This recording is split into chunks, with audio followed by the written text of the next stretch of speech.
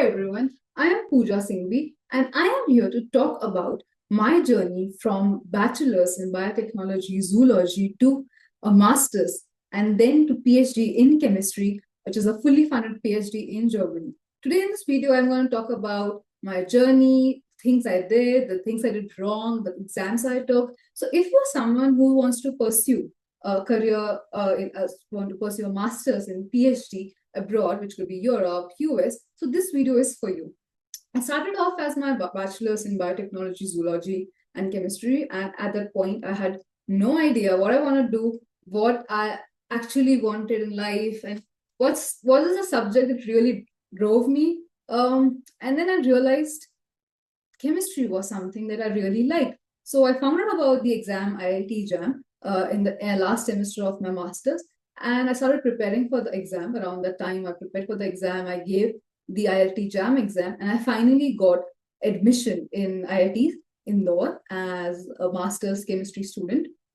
And along the time, I was actually working on materials, basically experimental work on materials and inorganic chemistry.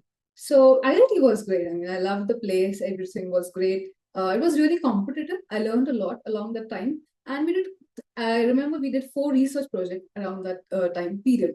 So once I got into IIT later on, I was still figuring out what should I do further on after my master's within the time frame of my master's program. And while shortlisting my strengths and weaknesses and things I like and I dislike, I realized that research and reading papers and scientific work was something that drives me really well. And I was working really hard in IITs on all the projects, and I loved working actually. So I finally thought of why not go for research work. And again, I had no idea how to get into PhD or what happens, what's the procedure for US, what's procedure for Europe. I gave GRE, I gave TOEFL, and because I mean, if you need to get into US at the time, you need GRE TOEFL. So of course, I gave GRE and TOEFL. But later on, I realized for Germany and especially for Europe, you don't need every time GRE or TOEFL. So the process with Germany is you can directly apply to a professor rather than a university portal, mostly, and the CV and everything has to be tailored according to the professor. So what I did was I emailed professors. I curated my CV based on the fact how the research work of professor. It was a well curated CV. I had a lot of research experience. Eventually, I remember I had 4 research projects in my masters, and it was a master's from IIT, so I was okay with it. And after this, I emailed professors. I finally got good responses. So I was emailing both experimental and computational professors. And I got a interview call, and it was an online interview with my professor. I was able to talk. It was a 1 hour interview. So in the interview, it happened that for the first half an hour, what happened was I presented. What I did was I didn't wait for the professor to tell me what work I was doing, and etc. I just made a good presentation out of my previous research work, from where I was, my research work, and also what I want to do further. And that's how my half of my interview went, and rest half I was well planned and prepared for questions from my professor. So what you should do is you should that's my opinion. You should always know what the other professor or your interview is working on, and that's how you can really answer the good questions, right? So what I did right along the whole process was I had good research projects in my CV. My CV was well curated. I emailed professors rigorously, actually, and I was also doing a reminder emails with the professors so that I get more and more interview calls. So in case of Europe, you can directly apply under professors. You just email them. Do not hesitate to email a professor ever. Like it's just always good. You even when I go to conferences, I take initiative to go and talk to professors.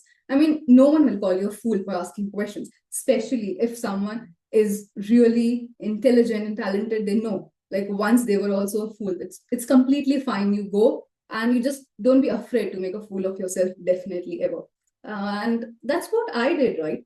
So I got my PhD call interview, and then I got selected, and I went to Europe, and it was a fully funded PhD.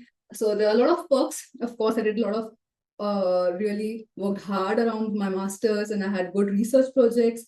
It really helped me a lot. So a good takeaway for people who are applying is start curating your CV in the time of master's. If you're a master's student, start curating it around the time of your bachelor's. Try to upskill yourself, either a research project or a proposal, or try to do some research work with your senior. Try to get some name somewhere, or at least you should have something to show to professors when you are giving your interviews, and a good knowledge of the subject.